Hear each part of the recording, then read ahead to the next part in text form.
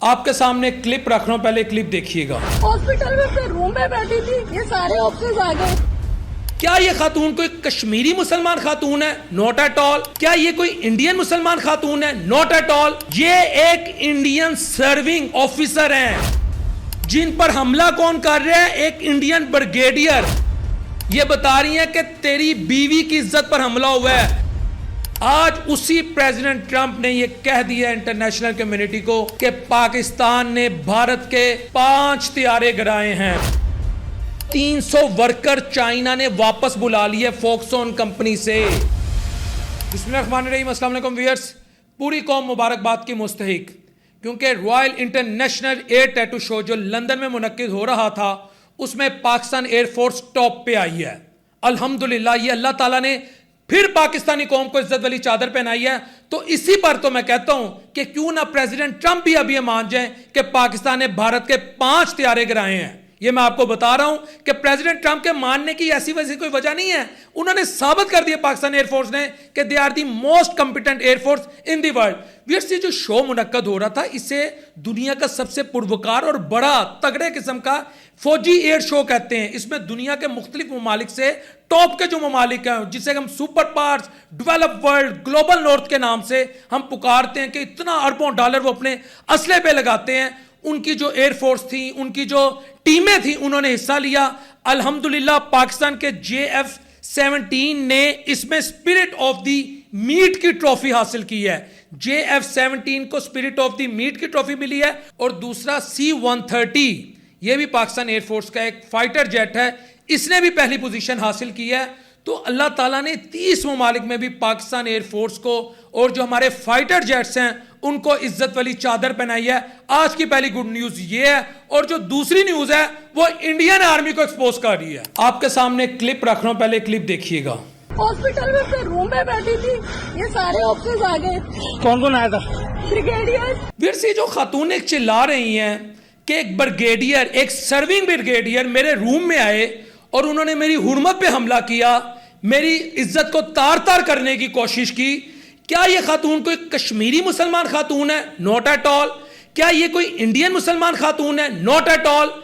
ये एक Indian serving officer हैं, इंडियन मिलिट्री में जॉब कर रही हैं, जिन पर हमला कौन कर रहा है? एक इंडियन ब्रिगेडियर और उसके साथ विंग कमांडर। ये पूरा का पूरा, अगर आप क्लिप देखें, मैं आपके सामने हकाइक रख रहा हूं। और किसको ये बता रही हैं? ये मीडिया को नहीं बता रही, ये मोदी को नहीं बता रही, ये अजीत डोभाल को नहीं बता रही, ये राजनाथ सिंह को नहीं बता रही, ये अपने शोहर कर्नल अमित कुमार को ये बता रही हैं कि तेरी बीवी की इज्जत पर हमला हुआ है, तेरी पत्नी की इज्जत पर हमला हुआ है। उसकी वजह यह है, वो मेरा एनालिसिस है, कि इनके मुंह को खून लग चुका हुआ है। जो कुछ गुज़िश्ता 40 सालों से कश्मीरी माँ बहनों बेटियों के साथ कर रहे थे, इनको आदत पड़ चुकी है। अगर ये किसी औरत की इज्जत तार तार ना करें, ये हकीकत बता रहा हूं, फिर घर, अपने ही घर पर हमला करते हैं, अपनी कम्युनिटी पर हमला करते हैं, और जो इज्जतदार खातून होती है वो फिर रो पड़ती है। ये है इंडियन मिलिट्री का असली चेहरा जो मैं आपके सामने रखा हुआ है। मुझे बताएं, क्या इंडियन मीडिया ने या दुनिया ने इस पर वावेला मचाया? इतना स्ट्रॉन्ग है इंडियन मीडिया, लेकिन चूंकि ये खबर हमने अपने मुख्तलिफ जराए से हासिल की है तो ये मैंने आपके सामने इनकी असलियत रखी है। होता कुछ यूं है कि इंडियन मिलिट्री हॉस्पिटल अंबाला, ये भारत का एक शहर है, वहां पर एक खातून है, ऑफिसर हैं, सर्विंग ऑफिसर हैं इंडियन मिलिट्री में। वो अपने बेटे के साथ रूम में मौजूद हैं और एक कर्नल, विंग कमांडर और दीगर ऑफिसर्स आते हैं। वो कमरा लॉक कर लेते हैं, उनका मोबाइल स्नैच कर लेते हैं और उनकी इज्जत पर हमला करते हैं। इसके बाद वो खातून चिल्लाती हैं और रिजिस्ट करती हैं, फिजिकली अब्यूज होती तो हैं, लेकिन वो आगे से जब रिजिस्ट करती हैं शोरगुल हो जाता है। जाहिरी बात है, एक हॉस्पिटल है, कोई जंगल नहीं है, कोई सहरा नहीं है, कोई वो काले पानी पे तो उनको भेजा नहीं हुआ था कि जो मर्जी कर लो। तो फिर वो बाहर आती हैं। जब वो बाहर आती हैं तो अल्टीमेटली उनके हस्बैंड, लेकिन यहां मैं आपको कौन मजे की बात, तो उनकी एक और ट्वीट अगर आप उनके हस्बैंड की देखें, मजे की तो नहीं बल्कि एक तकलीफ दे, क्योंकि हम इंसानियत पे बिलीव करते हैं। खातून हिंदू हो, सिख हो, ईसाई हो, कोई भी हो, अगर उसकी इज्जत पर हमला है तो ये तकलीफ दे बात है। लेकिन इनके अपने करतूतों की वजह से मैं आज भारतीय खवातीन जो इंडियन मिलिट्री में, मैं आप लोगों को ये बताना चाहता हूं, जिस तरह आपके ये जो साथी हैं, जो मेल कोलीग्स हैं, जिस तरह इनके मुंह को हराम लग गया हुआ है, माँ बहनों बेटियों की इज्जतों से खेलते हैं, अगला निशाना आप लोग होंगी। और वैसे भी इंडिया मशहूर है, अब तो वहाँ कोई फॉरेनर्स जाते हैं, कोई टूरिस्ट जाते हैं, आए रोज़ खबर आती है कि यूके से आई, जर्मनी से आई, अमेरिका से आई ख़वातीन जो थी, उन पर जो इंडियन, वो मैं क्या कहूँ, हवस परस्त, शहवत परस्त जो इनके लोग हैं, वो उन पर हमला कर देते हैं। अच्छा, इनके हस्बैंड कहते हैं कि मुझे कैसे मालूम हुआ कि मेरी वाइफ के साथ ये सारी वारदात हुई। वो कहते हैं मैं दोपहर 1 से दोपहर 4 बजे तक अपनी मिसेस को कॉल करता रहा अंबाला मिलिट्री हॉस्पिटल में। वो कहते वो कॉल पिक नहीं कर रही थी। कहते मैंने कहा शायद रेस्ट कर रही हों या कहीं बिजी हों, क्योंकि वो खुद आर्मी ऑफिसर थी। अच्छा, मियाँ भी कर्नल अमित कुमार, वो भी सर्विंग आर्मी ऑफिसर हैं। वो कहते बात मेरे ना दिल को खटकना शुरू हो गया कि कभी 3 घंटे नहीं हुए कि मैं मुसलसल अपनी वाइफ को कॉल करूँ, मुझे कॉल बैक ना करें या कोई टेक्स्ट ना करें, या मैं चला रहा हूँ बाकायदा आपके साथ मैसेज। कहते फिर मैंने अंबाला मिलिट्री हॉस्पिटल फ़ोन किया, मैंने वहाँ के जो कंसर्न अथॉरिटीज़ थे उनसे पूछा कि यार मेरी मिसेस कॉल नहीं उठा रही। उन्होंने कहा जी वो तो वैसे हमें नज़र नहीं आ रही, किसी एक रुफला रूम में है और वहाँ उनके साथ कुछ ऑफिसर हैं। आगे वो लिखते मुझे फिर स्मेल लाई ख़तरे की। उससे आगे जो वो बात लिख रहे हैं मैं उसको नहीं चला रहा, क्योंकि प्रोग्राम हमारी माएँ बहनें बेटियाँ देखती हैं। मुख्तसर ये है कि जब वो हॉस्पिटल पहुंचते हैं, उनकी जोजा, उनकी वाइफ उन्हें बता रही है, एक आर्मी ऑफिसर अपने मियाँ को बता रही है, बोथ आर आर्मी ऑफिसर जिन पे इंडियन ब्रिगेडियर और इंडियन मिलिट्री हमला कर रही है उनकी इज्जत पर। यह मैं जो आपको बताना चाह रहा हूं कि इन्होंने मेरे साथ बड़ी ज्यादती की। और फिर अगर आप मुख्तलिफ क्लिप्स देखें, उसका मियाँ आगे जाता है, वो वहाँ के सिक्योरिटी जो टीम है उनसे कहता है, वो जो आर्मी ऑफिसर, वो जो ब्रिगेडियर मुझे गंदे इशारे कर रहा है, इसने मेरी बीवी की इज्जत पर हमला करने की कोशिश की है और ये अभी भी बाज नहीं आ रहा। वो वर्ड यूज करता है ऑफेंडर, वो वर्ड यूज करता है कि they must be punished, we will punish them, we will bring them into justice. तो ये इंडियन आर्मी की हालत है। तो मैं आज आपसे पूछता हूं, इनमें कोई गैरत है, कोई शर्म है, कोई हया है कि ये अपनी घर वालों को, अपनी कम्युनिटी को, अपनी माँ बहनों बेटियों पे हमले कर रहे हैं? क्यों? इनके मुंह को खून लग गया है। ये है कश्मीरी माँ बहनों बेटियों की बददुआएं, ये है वो सिसकियां, ये है वो आहें। खुदा की कसम मैं आपको हकीकत बता रहा हूं जो इनको लग गई हैं।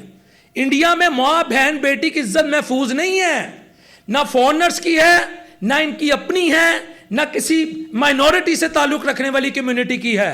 ये हवस परस्त लोग हैं। ये बॉलीवुड से इन्होंने शहवत ली है, हवस ली है, इस तरह की घटिया किस्म की हरकतें ली हैं। ये है इंडियन मीडिया का इंपैक्ट। अगर बॉलीवुड का इंपैक्ट है ना कि सनी देओल उठता है तो पूरी पाकिस्तानी आर्मी को लताड़ देता है और कहता है मैं आ गया तो छा गया। ये फिल्मी दुनिया का एक तो इंपैक्ट पे ये था जो 7 मई से 10 मई तक एक्सपोज हो गया। और आज मैं आपको बता रहा हूं, बल्कि प्रेसिडेंट ट्रंप पर आने से पहले मैं ये बता दूं एक और इंपैक्ट जो इन्होंने लिया है कि जहां किसी मां बहन बेटी को देखा उस पर भेड़ियों की तरह हमला कर दो। ये this is the real face of Indian community, specially Indian military officer. And I would request to the international community, you must criticize them, you must highlight their injustice. Bollywood से निकलें और हकीकत की दुनिया का सामना करें। अब तो हकीकत की दुनिया ये है कि वही प्रेसिडेंट ट्रंप जिनके साथ नरेंद्र मोदी बड़ी अंग्रेजी बोलते थे, ट्रंप इज माय फ्रेंड, जो उनका एक स्टाइल है, एक्सेंट है। खैर, अंग्रेजी किसी के पढ़े लिखे होने के, किसी के काबिल होने के, या किसी के इंटेलिजेंट होने के, इंटेलेक्चुअल होने के, वो कोई गारंटी नहीं है कि अगर उसे अंग्रेजी आती है तो वो कोई हरफन बोला है। लेकिन जो एक उनका स्टाइल है, मेरा एक अपना स्टाइल है, आप लोगों का अपना स्टाइल है। आज उसी प्रेसिडेंट ट्रंप ने ये कह दिया इंटरनेशनल कम्युनिटी को कि पाकिस्तान ने भारत के 5 तियारे गिराए हैं, 5 तियारे। अब इससे भरकर भी मोदी जी पूछ सकते हैं, अजीत डोवल साहेब एथे एथे तक को, इससे भरकर भी कोई गारंटी चाहिए? जो इनका सो कॉल्ड नाना पाटेकर है, जिनको मैं अक्सर कहता होता हूं, वो नाना पाटेकर की तरह शक्ल और उसी तरह का स्टाइल, जयशंकर साहब जो अभी चाइना गए हैं और चाइना में उनको कितनी हजीमत का सामना करना पड़ा, वो भी मैं आपके सामने रखूंगा। तो अब कोई गारंटी चाहिए कि आपके इतने जहाज गिर गए? जिस बात को DGISPR अहमद शरीफ ने तहज्जुद के वक्त 7 मई की सुबह कह दिया था, हमने उनके 5 तियारे गिरा दिए हैं। अगर आप वो प्रेस कॉन्फ्रेंसेस देखें, आधे घंटे के अंदर अंदर उन्होंने कहा भारत ने हमला किया, हमने जवाब दे दिया। आज 19 जुलाई 2025 को प्रेसिडेंट ट्रंप कह रहे हैं कि जी 5 तारे गिर गए, मई जून जुलाई 3 माह बाद वो बात कह रहे हैं। तो this is the success of Pakistan. अब चाहे सनी देओल से मूवी बनाओ, चाहे अक्षय कुमार से, चाहे अजय देवगन से, नाना पाटेकर से, अमिताभ बच्चन से, उल्टे बनाओ, जहाज सीधे उड़ाओ, जहाज को जमीन पे उड़ाओ, ऋतिक रोशन को ले आओ, उसकी अम्मी को भी ले आओ, उसके पप्पा को भी ले आओ। यह हकीकत बन चुकी है कि तुम लोगों को इस जंग में शिकस्त हुई है, क्योंकि तुम्हारी तवज्जो ही बॉलीवुड पे है या मां बहनों बेटियों की इज्जतों पे हमला करने पे। और तुसी कह रहा तीजा काम कितना है। यकीन करें, इज्जत से बैठे हुए थे। Shining India, rising India, flourishing India, secular India, biggest democracy, parliamentary India, century of the East, पता नहीं क्या कुछ टर्म यूज हो रही थी। इंटरनेशनल मीडिया भी और हमारे भी यहां पर लंडे के जो इंटेलेक्चुअल थे वो हमें कहते थे इंडिया देखो कहां चला गया। भाई इंडिया मैं अब तो कहां गया, माओ बहनों बेटियों की इज्जतें पमाल करता करता अब अपनी आर्मी में जो फीमेल ऑफिसर्स हैं उनकी इज्जतों पे हमला कर रहा है, और पाकिस्तान से जंग लड़ता है तो जलील हो जाता है। इंडिया यहाँ पे गया।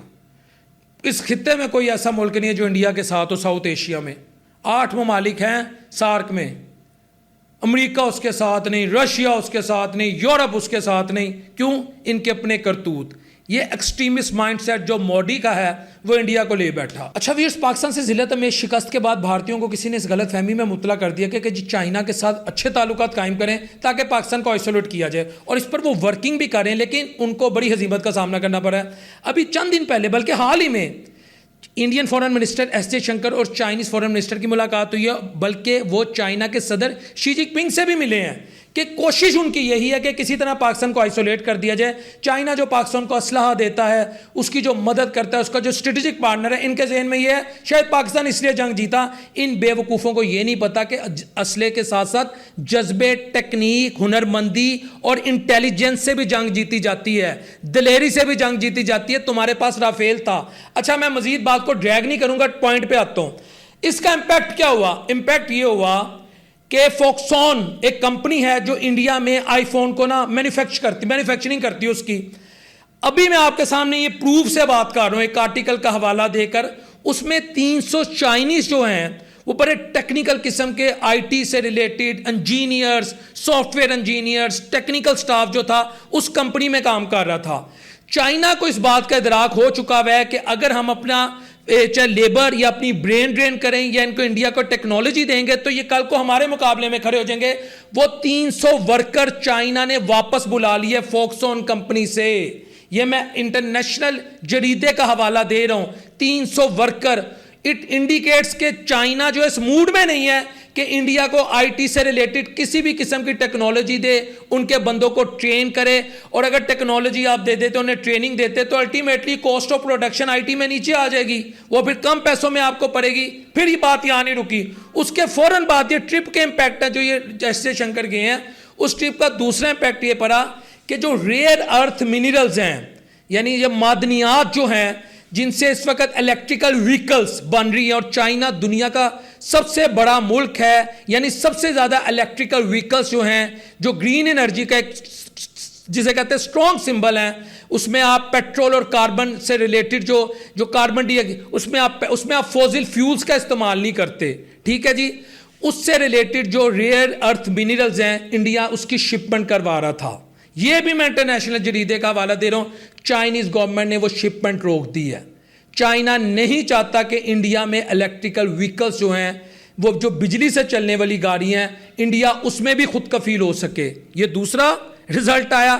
तीसरा रिजल्ट क्या आया कि इंडिया, आपको पता है पंजाब जो है इसकी बड़ी तगड़ी मैशत है, ठीक है। अगर दुश्मन के पास कोई अल्लाह ताला ने उसको रहमत दी, अल्लाह ताला का उस पर कोई फजल हो, कोई ब्लेसिंग हो, तो हमें उसे एक्सेप्ट करना चाहिए। इंडिया की एग्रीकल्चर तगड़ी है, लेकिन इंडियंस फार्मर्स जो हैं, ये भी मैं उसी इंटरनेशनल जरीदे का हवाला दे रहा हूँ, अपनी एग्रीकल्चर के लिए जो फर्टिलाइजर्स होती हैं उसका 80% जो फर्टिलाइजर्स अगर उन्होंने यहाँ भी असेंबल करनी है या उन्होंने उसको इंपोर्ट करना है, वो चाइना से रिलेटेड है। चाइना ने उन फर्टिलाइजर की एक्सपोर्ट पर भी बैन लगा दी है। यह चाइना का रिएक्शन है इंडिया के खिलाफ, यानी एग्रीकल्चर के मैदान में, ठीक है, आईटी के मैदान में, और इलेक्ट्रिकल व्हीकल्स, क्योंकि अब दुनिया जा ही इलेक्ट्रिकल व्हीकल्स की तरफ रही है। सोलर एनर्जी का दौर आ रहा है, यानी ग्रीन एनर्जी। तो इसमें चाइना इंडिया के साथ ताउन नहीं कर रहा। इसके साथ साथ चाइना पाकिस्तान के साथ आज भी वैसे ही खड़ा है जैसे आज से 6 माह पहले खड़ा था, या जैसे 1962 के बाद या 60s के एरा में खड़ा हो गया था पाकिस्तान के साथ। क्योंकि 62 में जब इंडो चाइना वार, बॉर्डर वार हुई थी, उसमें भी इंडिया को बड़ी जिल्लत अमेज शिकस्त हुई थी। और ये जो दौरा है ये बिला वजह नहीं किया गया। 5 साल बाद 2019 के बाद ये इंडियन किसी फॉरेन मिनिस्टर का चाइना का दौरा था, लेकिन इसमें कोई सक्सेस नहीं मिली। और अगस्त में भी एससीओ का वहां पर मेन समिट होने जा रहा है, उसमें मोदी साहब वहां जा रहे हैं। लेकिन जिस तरह चाइना ने इंडिया को लेकर अपनी पॉलिसी बना ली है, मुझे नहीं लगता कि मोदी को भी कोई सक्सेस मिलेगी, क्योंकि बेसिकली चाइनीज समझ चुके हैं कि इंडिया के साथ चाइनीज समझ चुके हैं कि इंडिया वेस्ट के साथ खड़ा है। इंडिया वेस्ट की एक यहां पर मोनोपोली कायम करना चाहता है। इंडिया का जो बेसिक पर्पस है इंडो यूएस स्ट्रेटेजिक पार्टनरशिप का जो बेसिक पर्पस है वो कंटेनमेंट ऑफ चाइना है। पैसिफिक ओशियन में भी इंडो यूएस जो आपको नेवल एक्सरसाइजेज नजर आती हैं, जो क्वाड बनी है जिसमें ऑस्ट्रेलिया है, यूएस है, जापान है और इंडिया है, ये भी बेसिकली चाइना को कंटेन करने के लिए बनाई गई है। तो Chinese are too much clever and intelligent, they can not be betrayed by India. और चाइना पाकिस्तान को आज भी 80% जो इंपोर्ट पाकिस्तान असला लेता है वो चाइना से लेता है। लेकिन let me make it clear, जंगें अगर असले से लड़ी जाती तो दुनिया में हर जो ताकतवर मुल्क था वो कामयाब हो जाता। इजराइल के साथ क्या कुछ हुआ आपने देख लिया, हमने इंडिया के साथ क्या कुछ किया आपने देख लिया। जंगे असले के साथ साथ जज्बे, दिलेरी, हुब्बुल वतनी और कलमा शहादत जब आप पढ़ते हैं तो फिर आपका जो वो लेवल होता है ना, वो फिर K2 के बाहर से ऊपर होता है। अस्सलाम वालेकुम रहमतुल्लाहि व बरकातहू।